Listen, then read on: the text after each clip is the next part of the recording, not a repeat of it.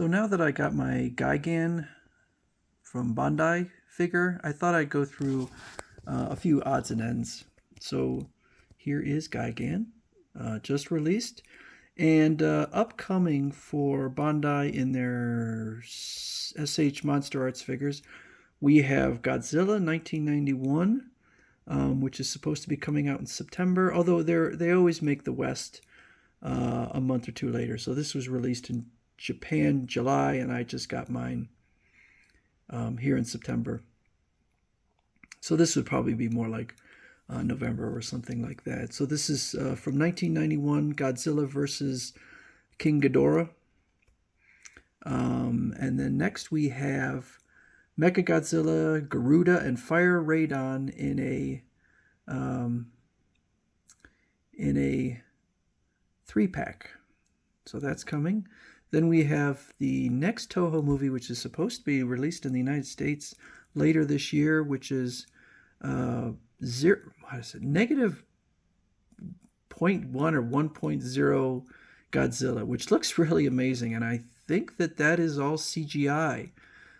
So we'll see if Toho is able to do CGI, because usually they kind of stink at CGI. So we'll see. The trailer looked pretty good, and this figure looks really good. But we'll see how it looks on the big screen. It's going to be hard because it's going to be compared to Legendary Pictures, and obviously Legendary Pictures has much better special effects. And then we have Godzilla 2019. This is the Legendary, and it is the Night Color Edition and a Tamashii store exclusive. I have no interest in that one. It looks like it's clearly just a color swap, palette swap, and so I already own two Legendary Picture Godzillas, and they are exactly the same sculpt. It's just that one has like painted spines to make it look like it's lit up. So the other thing I wanted to go through is somebody had written a comment that they were looking forward to Megalon coming out. So I don't know if that's going to be coming out, but I thought I'd go through my top picks for the figures I'd most like to see come out from Bandai. And so I have a little list here. And so this is not a complete list, and I don't have any of the ones in there from Legendary Pictures. And it's kind of divided into... well, I'll go through it. So first of all, the top two for me is Destroya and Space Godzilla. And so I will show Destroya on Amazon for $690. So that's a lot of money. So a year, this is an older figure. And so obviously the price has skyrocketed. And I remember years ago, I read the reviews of this, and the reviews weren't that great, and talking about its lack of articulation. And quite frankly, Destroya in the movie had almost no articulation or movement or anything. It was just... so I don't expect it to be much. And also, people would tend to, not just about this one, but other s.h. Monster Arts figures, Godzilla figures, complain about the size. Because you look at this, you might think it looks probably pretty grand, but I'm willing to bet that this is probably the same height as all the other ones, which is about 6.9 inches, maybe a little taller because it is Destroya, but these are smaller figures. So despite how it may look, the upside to the s.h. Monster Arts figures is the level of detail. So then we have Space Godzilla, and this is the Bandai Space Godzilla. So both of these figures have already been released, but I did not.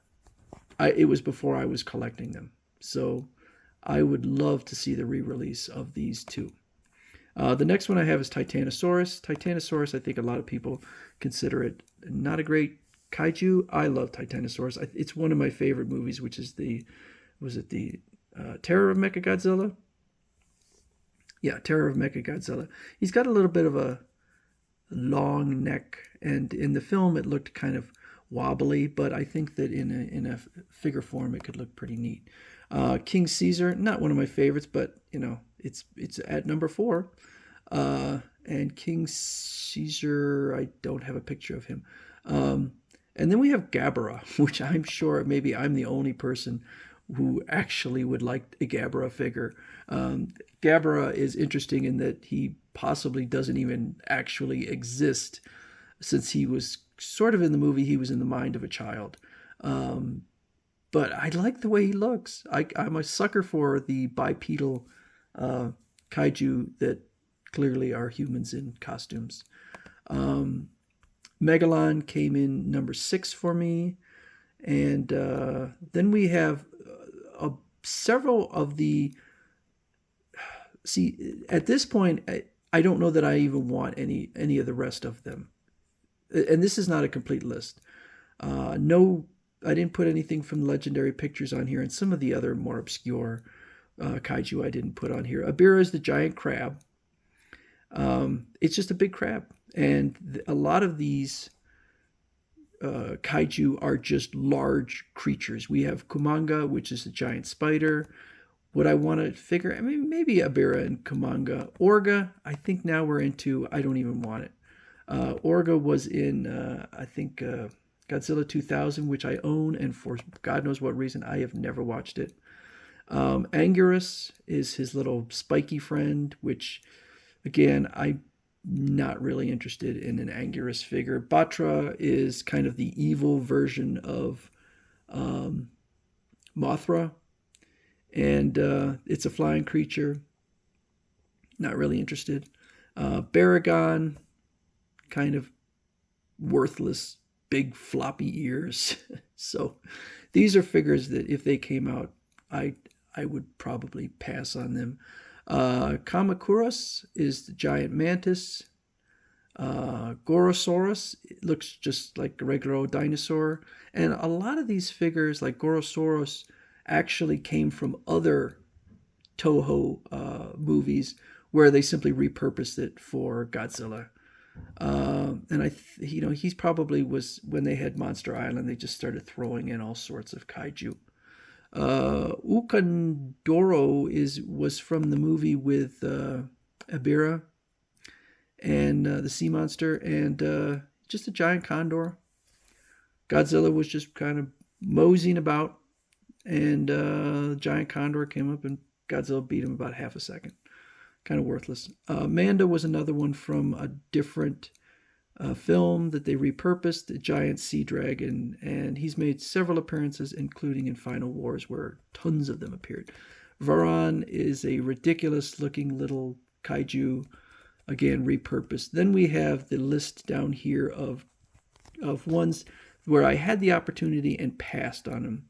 And the reason for, particularly for Biolante and King Ghidorah, is that they're huge, and I just didn't really have the shelf space for them, and I didn't feel like buying them. So even though I'm actually a huge fan of both of these kaiju,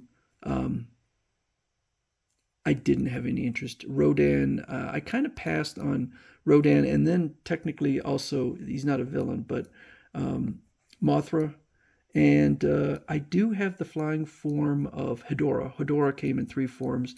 So it's not that I have no flying creatures. So maybe if, and Rodan is part of the 3-pack. And so I already pre-ordered that. No, I haven't pre-ordered it yet, but I will. Which would mean I would have a Rodan, the original Rodan. And, or at least I think the 92 version or whatever. And so I guess I could have some flying creatures, and I might, if they do Mothra again, I might consider getting Mothra. So my top 5, I wrote in my comment that Megalon was in my top 5, but he drops out. Destroyer, Space Godzilla, those would be remakes. Titanosaurus, King Caesar, and Gabara, and then Megalon comes in at number 6, and then probably once we get down to Kumanga, would I want it? Maybe. And then past that, I don't even think I would. If s.h.monsterarts or Bandai came out with them, I think I would just pass on them. Because at that point, they just would clog up my shelf space, and I don't really care about those. So anyway, that's kind of my look at the future of s.h.monsterarts and my top, 5 list of most wanted S.H. Monster Arts Godzilla figures.